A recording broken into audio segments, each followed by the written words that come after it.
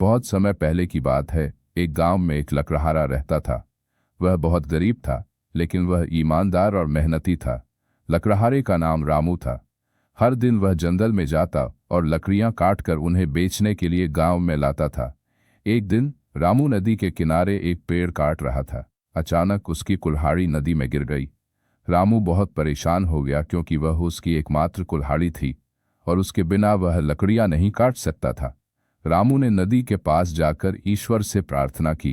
प्रार्थना सुनकर नदी में से जल देवता प्रकट हुए। उन्होंने रामू से पूछा कि उसकी कुल्हाड़ी कैसी थी।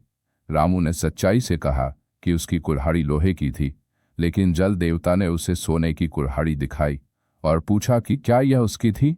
रामू ने इनकार किया। फिर जल देवता ने चांदी की कुल्हाड़ी दिखाई, लेकिन रामू ने फिर से मना कर दिया। अंत में जल देवता ने लोहे की कुल्हाड़ी निकाली और रामू ने खुशी से कहा कि यही उसकी कुल्हाड़ी है। रामू की ईमानदारी से खुश होकर जल देवता ने उसे तीनों कुल्हाड़ियां दे दीं, सोने की, चांदी की और लोहे की। रामू बहुत खुश हुआ और उसने यह सबक सीखा कि ईमानदारी का फल हमेशा मीठा होता है। कहानी की सीख। इस कहानी से यह सीख मिलती है कि ईमानदारी हमेशा फलदायी होती है।